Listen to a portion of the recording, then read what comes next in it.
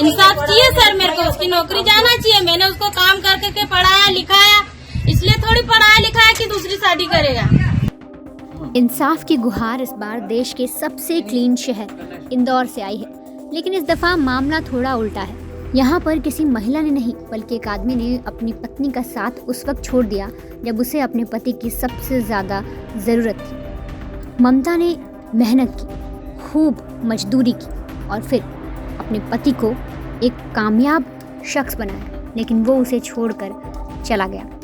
जब ममता को लगने लगा कि इतने साल की मेहनत अब काम आएगी और मजदूरी भरी ज़िंदगी से उसे छुटकारा मिलेगा, तब उसके साथ बहुत गलत हुआ। बोले मैं नहीं पहचानता तेरे को कौन है। उसके बाद बोला मैं नहीं रखना चाहता तेरे को जहाँ जाना वो चले जा। मैंने बोला मेरे को मकान की चाबी दे दो, तो मेरे को चाबी नहीं दी इन्होंने, चाबी नहीं दी। बोले मैं आ रही हूँ घर, तो बोले यहाँ आएगी तो तेरे को मैं मरवा दूंगा। ममता ने अपने पति को पढ़ाने के लिए न जाने क्या क्या किया। उसने उसको पढ़ाने के लिए काम के अलावा कर्ज भी लिया, जिसके कारण आज उसके पास न रहने के लिए कुछ है और ना ही खाने के लिए है, तो सिर्फ उसकी मेहनत, जिसकी बदौलत वो अपनी बूढ़ी माँ के साथ जैसे तैसे करके गुजारा कर रही है। मेरा बच्चा शांत हो गया जब से मैं कर्जा करके मैं वहाँ गई। ना मकान है, किराए से जहाँ भी मेहनत मजदूरी मिलती वहाँ चले जाती हूँ काम करने के लिए, किरसानी काम करने के लिए चले जाती हूँ। एक टिफिन वगैरह का काम चलाती हूँ तो टिफिन वगैरह आ जाते हैं सर एक दो, तो वो बना देती हूँ। और कोई रसोई का काम चलता है उसके साथ चले जाती हूँ। सर मेरा पेट गुजारा कैसे करूँ, रूम किराया देना, माँ बाप भी बेचारे गरीब है, उनका भी सहयोग नहीं मिलता मेरे को, भाई बहन भी गरीब है, उनका भी सहयोग नहीं मिलता है।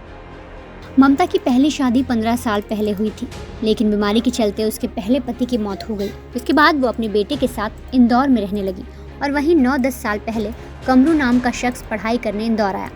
वहाँ इन दोनों की मुलाकात हुई। इसके बाद दोनों के बीच नज़दीकियाँ आई और दोनों लिव इन रिलेशनशिप में रहने लगे। ममता और कमरू का प्यार इतना परवान चढ़ चुका था कि दोनों इस बेनाम रिश्ते को पति पत्नी के रूप में बदलने का विचार कर रहे थे। मेरे ससुराल पक्ष में थी, मैं मेरे ससुराल में रहती थी, तो ये मेरे बुआ सास का लड़का और ये दोनों पढ़ने आए थे मेरे पास वहाँ मेरे ससुराल में पढ़ने आने के बाद ये रहे 2-3 महीने रहे। उसके बाद ये मेरे पास भी रहे। उसके बाद इन्होंने मेरे को बहलाया फुसलाया, उसके बाद उसने इनके झांसा में लिया। उसके बाद बोला कि मैं तेरे को रखूंगा, मैं तेरे से शादी करूंगा, ये वो पढ़ने लिखने के लिए मेरे को पैसे देना। शादी के बाद ममता ने दिन रात मेहनत करके कमरू को खूब पढ़ाया। ममता ने झाड़ू पोछे से लेकर बस कंडक्टरी तक का काम किया। कमरू आर्थिक स्थिति में इतना मजबूत नहीं था। उसकी तैयारी सिर्फ ममता की जी तोड़ मेहनत की बदौलत चल रही थी। फिर मेरे को रखा इन्होंने 1 साल तक, मेरे को गांव में रखा। मैं गांव में रही, मेहनत करी, खेत में काम करा। गुजरात तक मेरे को काम करने भेजा इन्होंने। मैं गुजरात तक काम करके इनको पैसे पहुंचाए पढ़ने के लिए। इन्होंने इंदौर में तैयारी करी, मैंने पढ़ने के लिए पैसे भेजा है। उसके बाद मैं गुजरात से आ गई, फिर ये मेरे को इंदौर लेके आ गए। इंदौर में भी मैंने 2-3 साल तक काम किया। एक अग्रवाल स्कूल में काम किया, सन्मति स्कूल में मैंने काम किया, वहां भी झाड़ू पोछा बर्तन करा, सभी काम करा।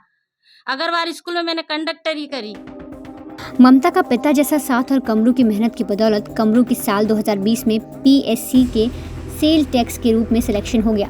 ममता के अनुसार नौकरी लगने के कुछ समय बाद कमरू का किसी और महिला के साथ अवैध संबंध शुरू हो गया, जिसके कारण कमरू ममता से पीछा छुड़ाने लगा। झूठ बोल कर ममता से दूरी बनाने लगा।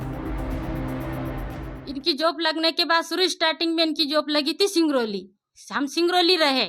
सिंगरौली रहने के बाद फिर इन्होंने जो इनको वेटिंग में डाला था वो निकल गया, इसके क्लियर हो गया, तो फिर रतलाम हुई इनकी पोस्टिंग। फिर रतलाम रहे हम। रतलाम होने के बाद रतलाम में भी हम 2-1 साल रहे। उसके बाद इनका किसी से चक्कर चल गया। उसके बाद मेरे को इन्होंने 1.5 साल तक परेशान करा। 1.5 साल तक परेशान करा। जब भी मैं इनको छोड़ के नहीं आई मैं इनको छोड़ के। उसके बाद मेरे को इसने झूठ बोल के मेरे घर भेजा कि अपन प्लाट ले रहे हैं, तू जा वहाँ पे बातचीत करके आना। तो मैं वहाँ गई और जब फोन लगाया बोले मैं तेरे को नहीं रखूंगा, तू अनपढ़ है, तू गवार है, तू ऐसी है, फलाना है, ढिमका है, ऐसा करके मेरे को घर भेज दिया। ठीक है, मैं यहाँ रही, मेरे को लेने नहीं आया, वहाँ पे ताला लगा के उसके घर भाग गया। लेकिन ममता को कमरू के इस गिरगिट जैसे रंग को पहले ही समझ जाना चाहिए था, जब उसने ममता के बेटे को अलग करने को कहा, जिसकी बदौलत आज ममता का बेटा उसके दुख भरे समय में उसके साथ नहीं है। 15 साल का था सर, उसको एक दिन अस्पताल में एडमिट करा और दूसरे दिन उसकी डेथ हो गई। मैं हुई क्या? ये इसकी लड़ाई झगड़े तो नहीं थे, इसकी वजह से बोला कि तेरे बच्चे को लाएगी रखेगी तू, तो मैं नहीं रखूंगा तेरे को। तो इसकी वजह से मेरे बच्चे को भी मैंने छोड़ दिया। ना मैं घर की रही ना घाट की रही, मेरे को कहीं का नहीं छोड़ा इसने। इसके बाद ममता ने न्याय की गुजारिश वहाँ के एसडीओ से की, जिनके यहाँ ममता काम कर रही थी। एसडीओ ने आवेदन के जरिए उसको बुलाया, जिसकी बदौलत कमरू ममता के साथ रहने को तैयार हो गया। लेकिन 4 महीने बाद फिर उसने बहाने बनाने शुरू कर दिए और कहा कि मुझे जोबट में काम है, तो तू 2 दिन के लिए अपने मामा के यहाँ चले जा। उसके बाद ममता ने आने की बात कही तो उसको जान से मारने की धमकी तक दे डाली। फिर 4 महीने रखा। 4 महीने बाद रखने के बाद ये फिर भागा छोड़ के मेरे को रतलाम में। फिर इन्होंने क्या बोला कि तू मेरे मामा रहते वहाँ पे मेरे मामा रहते, वहाँ ले गए मेरे को, तो 2 दिन तेरे मामा के घर रह लेना और मेरा कुछ काम है जोबट में, तो मैं काम करके तेरे को वापस अपन दोनों साथ में चले जाएंगे। फिर मेरे मामा ने फोन लगाया, बोले बेटा आ जाओ आप, कुछ उन्होंने बुलाया होगा, कैसे आए हैं जमाई। तो फिर मैंने फोन लगाया, बोले मैंने पहचानता तेरे को कौन है। उसके बाद बोला मैं नहीं रखना चाहता तेरे को जहाँ जाना वो चले जा। मैंने बोला मेरे को मकान की चाबी दे दो, तो मेरे को चाबी नहीं दी इन्होंने, चाबी नहीं दी। बोले मैं आ रही हूँ घर, तो बोले यहाँ आएगी तो तेरे को मैं मरवा दूंगा। इस महिला ने इसके बाद हार नहीं मानी और सीधा रतलाम में मकान पर पहुंच गई। वहां मकान मालिक के कहने पर ममता ने ताला तोड़ा और घर में रहने लगी।